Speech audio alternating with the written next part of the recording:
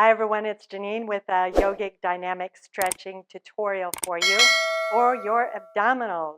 We're going to start by using our abdominals to balance. Tree pose, Vrksasana pose. Stand on your left leg and bring the sole of your right foot to the inside of that left leg.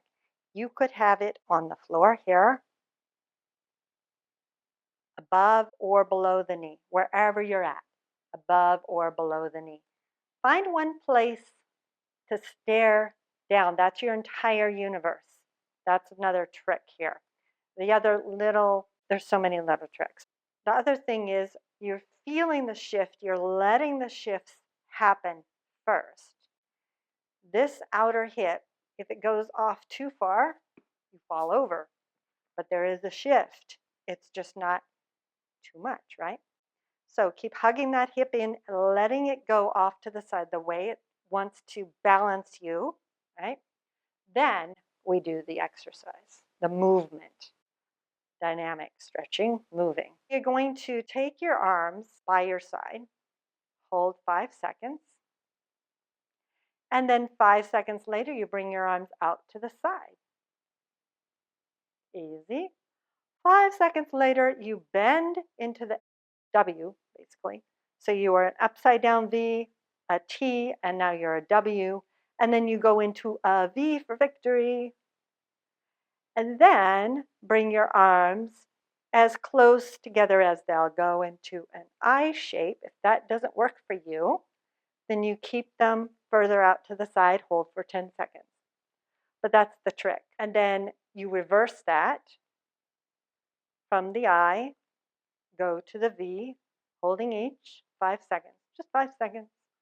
And then out to the W, almost forgot, then the T, then the upside down V, and then you lower the leg down, and then you do the other side. Placing the foot wherever, run through it again. It's the upside down V for 5 seconds, T 5 seconds, W 5 seconds, V 5 seconds, I 5 seconds, I another 5 seconds, V, W, T, upside down V, and then you lower down. Number 2, let's come on to all fours.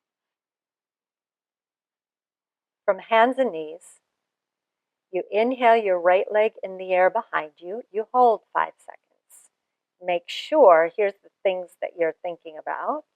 You look at your big toe, and if the big toe is turned out, then that means your leg is turned out, and your right hip is probably lifted up. So you turn the right thigh bone in as you lift it up. So think about lifting up from your inner thigh, right inner thigh. Then exhale, bend your right knee into your chest, pull your low belly in, and hold this for 5 seconds. And then you keep going. You do that 10 times. Go to the other side. Inhale, right leg. Notice how the low belly pulling in supports the leg, turning in. And then again, knee to nose, holding 5 seconds. Inhaling the leg behind you. And keep going 10 times. And then setting that knee down. Number 3, down dog. Holding here for 5 seconds. Inhaling into plank, holding for 5 seconds. So that's 1. You do that 10 times. So what you say is the issue? Well, little tricks of the trade. Down dog, pretty simple. What happens is you get tired and your pelvis starts to roll under. You shift forward and you start to sink in the hips, or this is a fun one. You come forward, but you don't really, your hips are like way high in the sky when you come forward. So the trick when you're doing this one, think about when you're coming through, you're going to come to a point You can try it right here, down dog. Shift forward slowly, slowly, slowly, and suddenly you will find that either your low back muscles have to kick in and you just, and now you're dumping into your wrists, or you pull the low belly in and you engage the whole pelvic floor, and you have to in order to stay here. And that's why you know, okay, I'm in plank. Or you look at a mirror and make sure that you're a plank of wood and not warped. Number 4 is Navasana, where you come down onto your forearms. Come into your forearms, and we're going to move this. But the first thing that will happen is figuring out the forearms. So you could dump in the shoulders, no good. You could bring your elbows too far forward, which makes you want to fall down. So you take your elbows right underneath the shoulders. And then the other thing is push down through the forearms, lift your chest, pull the low belly in so you're not just flaring your ribs, but you're lifting your heart. Now I promised you a moving Navasana, boat pose, which is either you inhale, lift your right leg, exhale, sit it down, inhale, left leg, exhale, set it down, and that's 1, and you do that 10 times. Or you could lift both legs on an exhale. So inhale for nothing. Exhale, lift both legs. Inhale, guide them back down. So what can happen is you can start to get, it's not lazy, it's not wrong or anything. It's not like the end of the world if your feet start crawling in.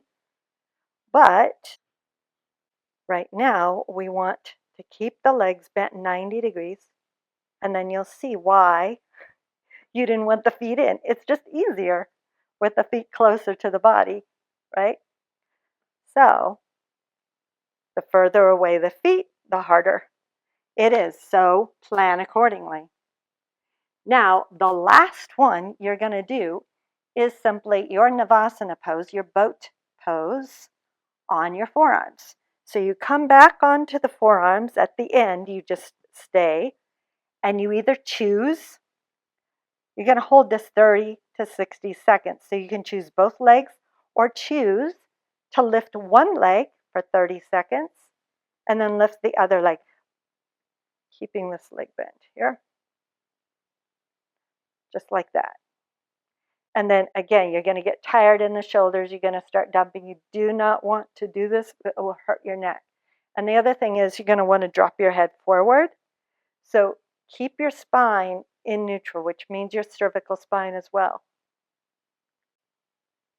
And that is what you're going to be doing every other day, repeating this sequence, all 5 asanas, 5 times.